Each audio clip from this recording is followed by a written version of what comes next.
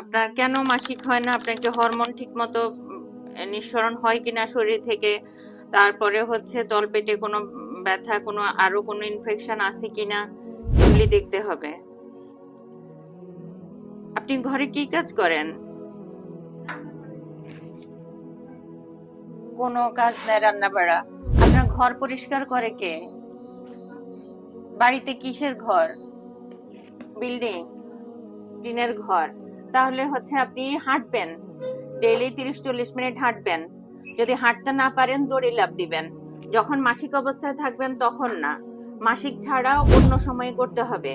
তা না হইলে আপনি অনেক মোটা হয়ে যাইতে থাকবেন, বুঝছেন?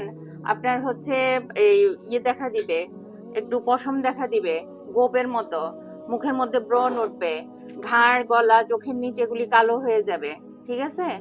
মাসিক অনিয়মিত হয়, এটা পলিসিস্টিক ওভারিয়ান সিনড্রোমের জন্য। এটা এক ধরনের সমস্যা এখন। আর কি কি খাবেন না? ফার্মের মুরগি খাবেন না, ফার্মের ডিম খাবেন না, যেই মাছগুলা হচ্ছে আপনার বিভিন্ন ফিড দিয়ে তৈরি করে এই খাবারগুলা খাবেন না। আপনাকে পরিশ্রম করতে হবে এবং খাওয়ার কি খাচ্ছেন সেগুলোর দিকে খেয়াল রাখতে হবে। ঠিক আছে? কারণ ওগুলা খাইলে কি হয়, ওগুলা ফিড দিয়ে তৈরি করে, তার মানে ওগুলারে হচ্ছে বেশি বেশি মোটা তাজা করার জন্য যেগুলি যেই জিনিসপত্র দেয়, ওগুলা খাইলে এই ইয়ং এজের মেয়েদের সমস্যা হয়। বুঝতে পারছেন?